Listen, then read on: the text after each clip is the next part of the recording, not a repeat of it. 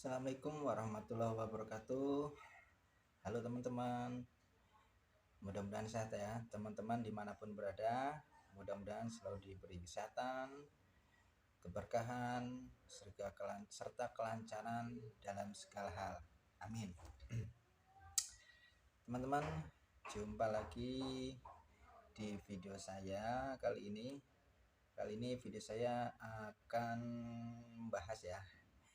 Kita saling sharing ya.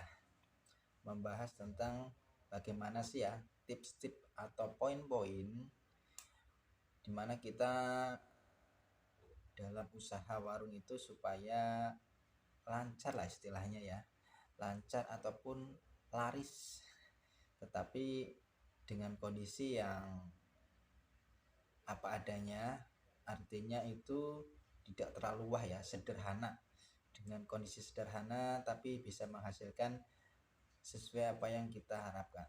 Oke teman-teman, mudah-mudahan poin-poin nanti yang saya sampaikan ya bisa bermanfaat ya. Bila mana video ini tidak bermanfaat, skip saja. Jadi begitu teman-teman, mudah-mudahan nanti poin-poin yang sudah saya rangkum bisa memberi motivasi ataupun memberikan gambaran kepada teman-teman semua yang sedang atau mau berusaha membuat sebuah warung ya, usaha, istilahnya usaha warung makan terutama ya, entah itu makanan apalah, yang penting warung makan. Oke teman-teman, supaya tidak terlalu lama ya durasinya, jadi langsung aja lah ya. Oke teman-teman, jadi ada beberapa poin ini menurut saya pribadi ya, yang sudah saya lakukan di tempat saya sendiri. Jadi poin pertama yaitu kita lihat lokasi.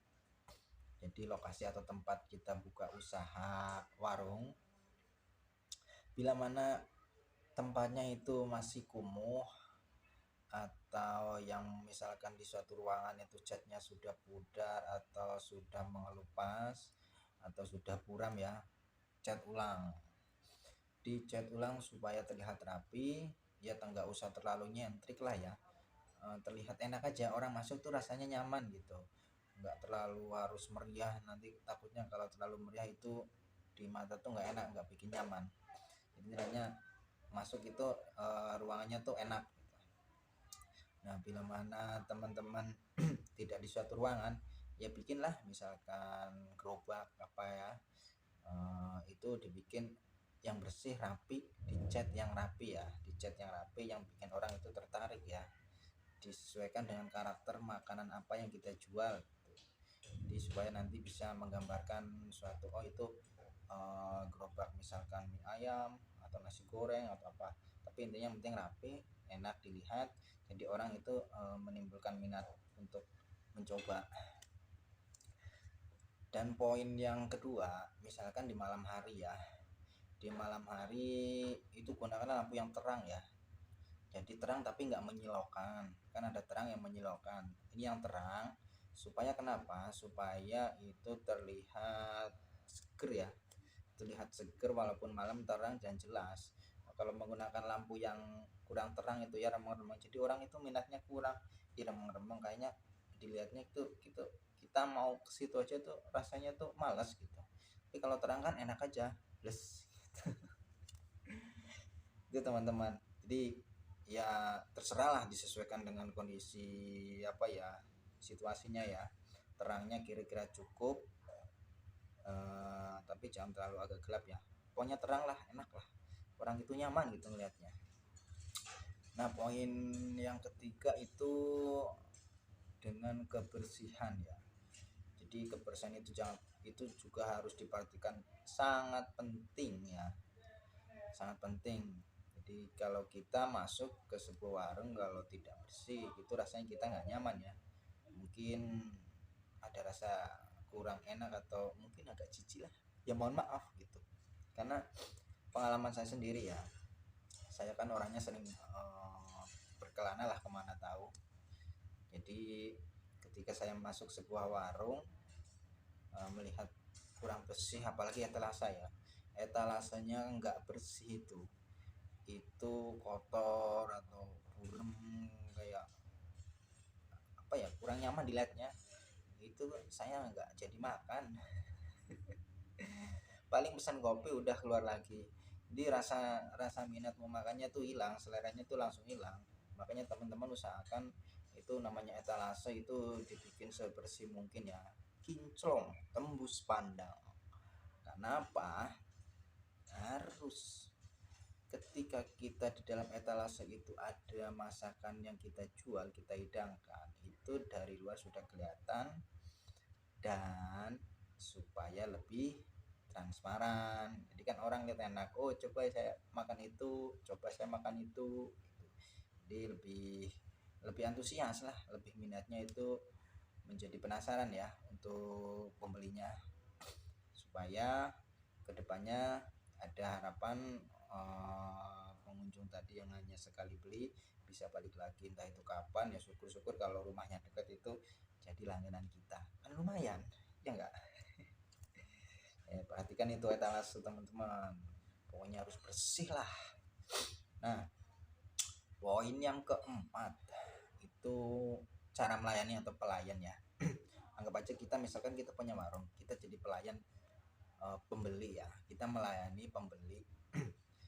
Itu paling tidak itu rapi, minimal itu sudah mandi ya, kalau pagi minimal itu sudah mandi, jadi terlihat lebih seger, orang itu enggak risih lihatnya, udah mandi, pakainya rapi ya. Kalau untuk yang misalkan perempuan ya rapi ya, sedikit berdandan nggak apa-apa ya, untuk memberikan semangat para pembeli. Jadi kalau kita dilihatnya enak kan, orang nggak sumpek itu ngeliatnya, nggak acak-acakan rambutnya, semuanya rapi lah, terserah mau diikut atau yang mungkin pakai jilbab, pokoknya rapi dan harus ramah itu, jangan jutek. Kalau jutek judes, wah,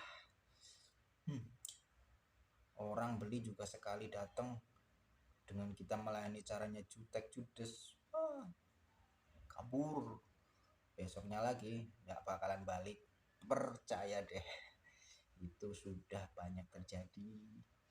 Makanya ya, usahakan kita tuh ramah, rapi. Misalkan laki-laki ya rapi lah, jadi enak dipandang, seger. Syukur-syukur ya kalau punya minyak wangi, kasih dikit aja, dikit, nggak usah terlalu banyak, dikit aja, supaya kadang-kadang kita kan keringetan ya. Namanya di warung sederhana keringetan, supaya bau keringetnya itu nggak terlalu keluar, jadi dia kecampur sama minyak wangi yang aromanya enak aja gitu, jangan terlalu menyengat aromanya ya. Jadi supaya masih tetap selera tuh, orang pembeli kalau deket kita masih selera, karena bau keringat kita itu tidak terlalu menyengat. Masih kebantu dengan minyak wangi itu. Gitu teman-teman, itu juga harus diperhatikan poin itu ya. Kadang saya pernah ke warung itu yang melayani atau nggak tahu yang punya atau siapa itu, jadi nggak rapi, malah ada yang masih pakai jarit, itulah istilah orang Jawa, rambutnya maut apa tuh, cak-cakan nggak rapi. Ini nggak selera saya beli udah kadang pesen, saya beli tapi nyampe rumah nggak nggak saya makan gitu kadang-kadang. Jadi saya kasih ke, nggak saya buang, saya kasih ke apa ya, kucing tetangga. Ya gitu, bukannya gimana, tapi ya seperti itulah pengalaman saya. Nah, untuk poin yang kelima itu rasa masakan. Jadi rasa masakan harus kita pertahankan dengan ciri khas daerahnya masing-masing. Misalkan masakan khas Jawa Barat, Jawa Tengah, Jawa Timur, ataupun Sumatera, ataupun Kalimantan, itu harus dipertahankan supaya punya karakter sendiri-sendiri ya. Setiap warung atau warungnya kita untuk apa namanya, mencari rezeki lah, cari rezeki. Dan untuk pengolahannya juga harus betul-betul ya, supaya apa, rasanya, jadi rasanya itu jangan sampai orang pelanggan beli itu nggak enak, hambar, hampa, rasanya nggak ada rasa. Itu jadi nanti orang itu nggak balik lagi ya. Jadi paling tidak ya, kalau saya sendiri itu kalau masak itu misalkan bumbu standarnya sekian, saya lebihin sedikit supaya apa? Supaya nanti tetap nyantol di lidah pembeli walaupun dia sudah minum, sudah makan, tapi rasanya masih keinget atau masih terasa di lidah. Di lidah ini loh, lidah itu nggak bisa ditipu. Mungkin kalau gambar pandangan ya, artinya barangnya itu mungkin bisa ditipu dengan warnanya, tapi di lidahnya itu nggak bisa ditipu. Jadi bagaimana supaya pembeli itu pertama kali beli itu ada kesan di lidahnya. Nah, insya Allah besok dia mungkin pas lewat atau kemana akan balik lagi coba mampir. Nah, itulah, itu juga harus diperhatikan sekali ya. Nah, nggak menutup kemungkinan kalau rasanya nggak nantol ya, nggak nyantol di lidah pembeli pesan pertamanya, ya besok nggak datang lagi ke warung kita. Jadi harus diperhatikan betul-betul, dan cara masaknya ya itu ada tersendiri lah bagaimana caranya. Mungkin juru masaknya itu yang akan apa namanya ya, mempunyai cara sendiri.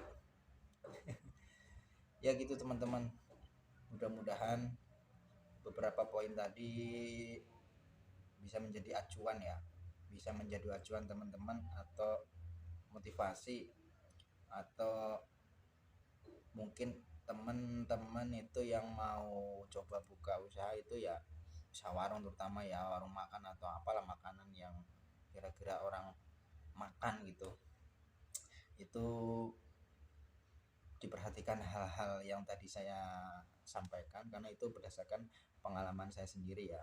Saya di warung sendiri juga seperti itu, jadi harus diperhatikan supaya apa yang kita harapkan bisa bisa terjadi. Jadi kita mempunyai harapan A ya bisa terjadi A. Mudah-mudahan kalau kita benar-benar harus mau berusaha dan tentunya tidak mengabaikan poin-poin yang sudah saya sampaikan, pasti deh insya Allah apa yang kita harapkan bisa terjadi. Baik teman-teman, mudah-mudahan video saya ini bisa bermanfaat. Sampai jumpa di video saya berikutnya. Salam kompak, sehat selalu dimanapun berada. Wassalamualaikum warahmatullahi wabarakatuh. Sukses selalu.